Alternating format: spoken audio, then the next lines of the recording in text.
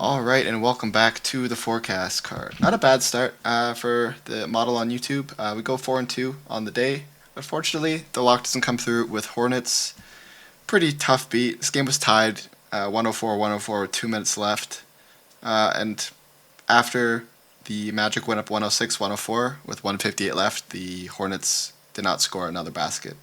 Um, yeah, basically just 5 points from free throws in the final 2 minutes of just back and forth, missing until Hornets started to foul at the end of the game. Pretty tough one. They actually were pretty competitive in this game. They shot the three pretty well. Fortunately, LaMelo didn't do shit for the first half. He really locked in the second, but yeah, Miles Bridges didn't have a very good game. 5 from 19 from the field, which is pretty bad for a power forward that plays near the net most of the time. But it is what it is. Really tough +7 loss there. Spurs just got completely blown out. They could not hit a three to save their life. They didn't even break 100 points. 14 for 44 from three. They basically made the same amount of threes, but Spurs took an additional 14 threes over the Detroit. Yeah, just a tough game. They start to come back a little bit, but they end up losing that by 26, so not really close. Grizzlies looked a little sketchy for most of that game, but they really, I wasn't even watching this game. I just looked back and they were winning by like 25 points. They ended up winning this game by 37, 60-20 run to end the game. Pretty insane. Cavs, a little sweaty at some point, but they locked back in the final like few minutes, win by 11. Thunder -9.5. This team's a wagon. They end up winning by 16. And Knicks versus Mavericks over. Pretty sweat free. Total ends at 241. So not a pretty easy one there. But yeah, 4-2 on the day. Not bad. I'm not going to force locks unless I actually really like a side. If there's too many injuries, question marks, or like random bullshit that I'm not sure about, then yeah, I'll probably not make a lock even if the model quite likes it. I would say the favorite game today that it does like is the Pacers.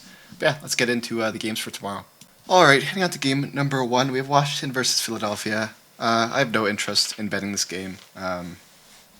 I would definitely lean Wizards +3 just because they haven't necessarily been playing the worst ball. I think they kind of regressed back to being dog shit again, losing 5 in a row. But Philly has won like 3 games in the last 2 months. Washington's at least won 8.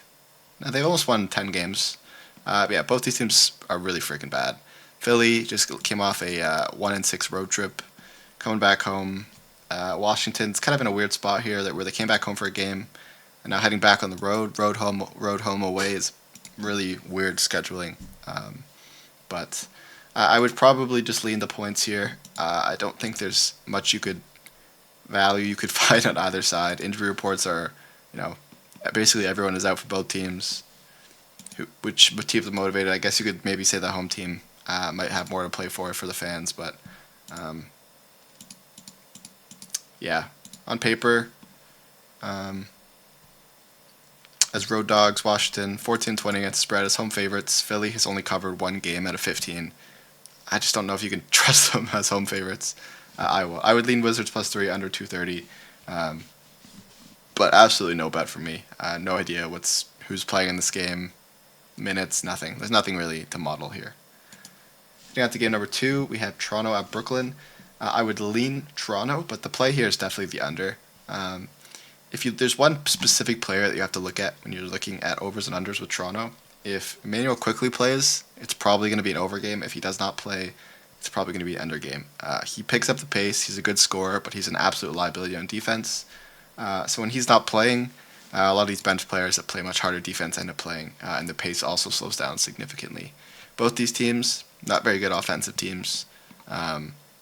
Brooklyn plays much worse at home. Toronto plays much worse on the road.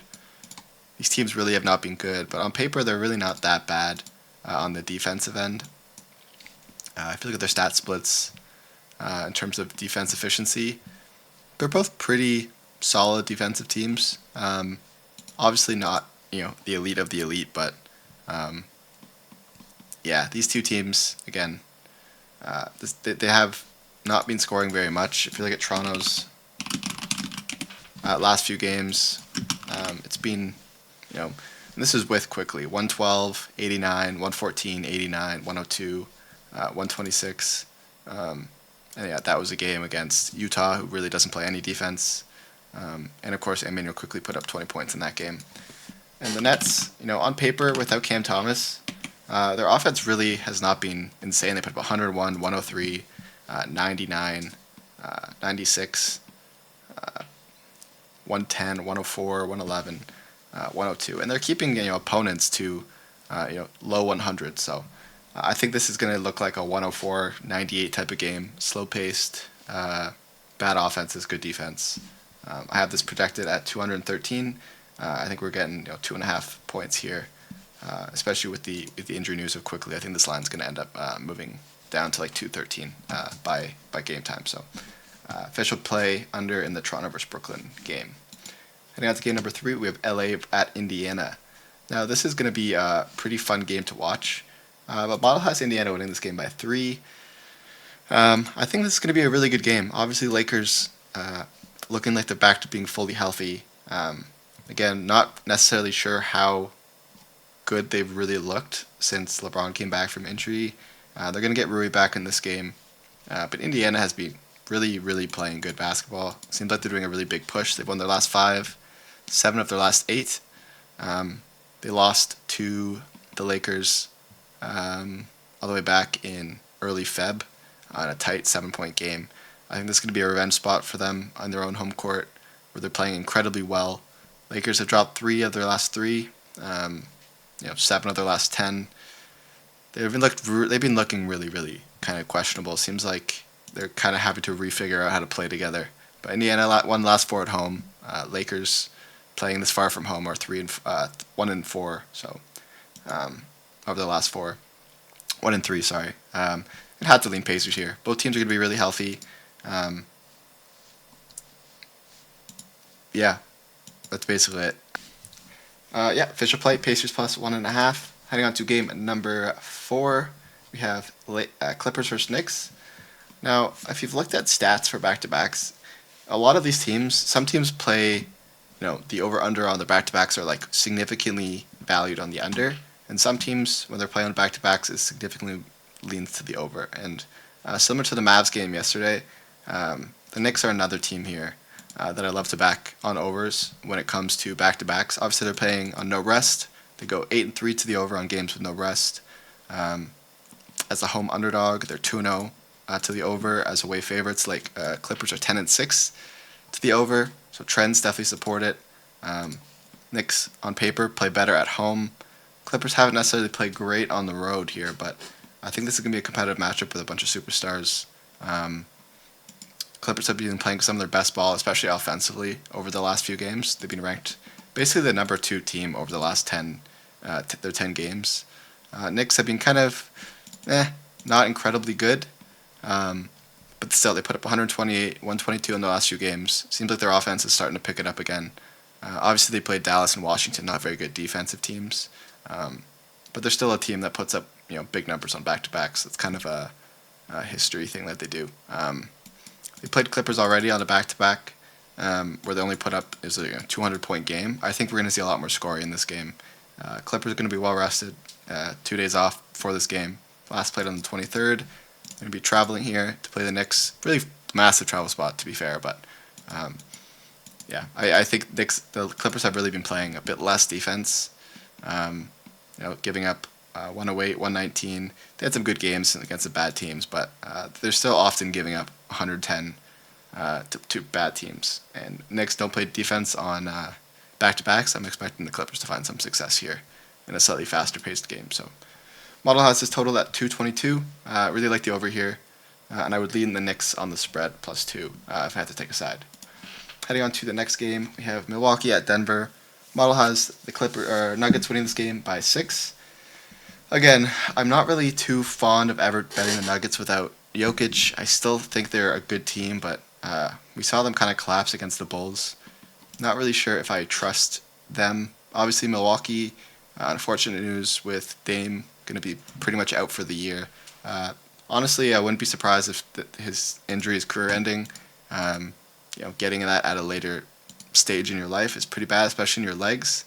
It's basically the same thing that Wemby has, but instead of his shoulder, it's his leg, and yeah, not good. So they're going to be without one of their lead scorers. Obviously, Giannis still a great player, but having to travel into this, kind of the play style that he likes to play, it's kind of tough to play in Denver in the altitude. So I would lean Nuggets here, just from the model. Also slightly lean to over 225. I have it modeled at 226, but I no interest really in touching this game, so no bet here on my part. And heading on to the last game, we have Boston at Phoenix. I really like this spot here for Boston. This is going to be their third game in 4 days, but if you look at their analytics, they're actually really good in playing a bunch of games in a short period of time. They actually have a net, to their total efficiency, they have a net improvement in net efficiency, so overall offense and defense improves when they're playing a bunch of games. Seems like maybe they play better when their muscles are not as cold. Phoenix, they've been playing a little bit better as of lately, but they're still super shaky. It's not really a team that I love to back ever.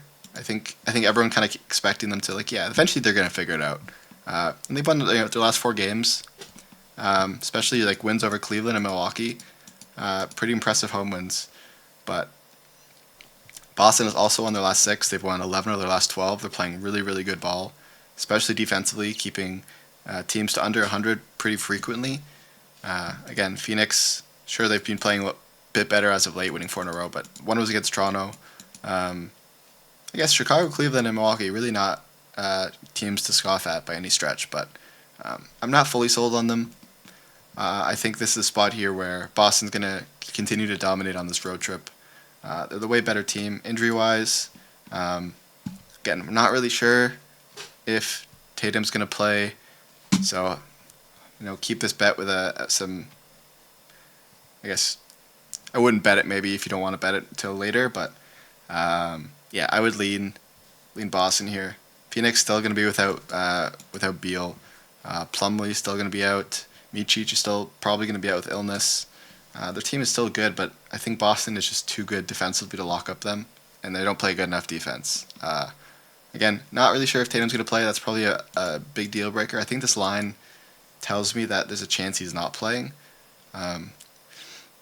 Yeah, Boston covers a lot better as road favorites.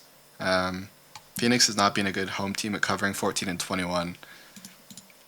On paper, Celtics are an elite team on the road. Phoenix plays better at home, but it's not nearly enough here, I think, to keep up with how well the Boston is playing. But yeah, I think it's going to be a fun game either way. Who knows what's going to happen, but I think Boston is the deeper team. And to summarize, the 4 bets that I do like in NBA tomorrow are the Raptors Nets under 215.5, Pacers plus 1.5, Clippers Knicks over 217.5, and Celtics minus 3.5. In terms of leans, I like the Raptors plus 1.5 over the Nets, Wizards plus 3 and under 230 over the Philadelphia, Pacers Lakers under 235, Knicks plus 2 over the Clippers, Nuggets minus 4.5 and over against the Milwaukee Bucks, and Celtics Suns over 222.5. Yeah, again, pretty solid day for the model. Not going to force locks, especially on these weird days. But hopefully, once teams start getting a little bit healthier, especially in the playoffs, it's typically where my model does the best because it's a lot more consistent. You know what you're going to get.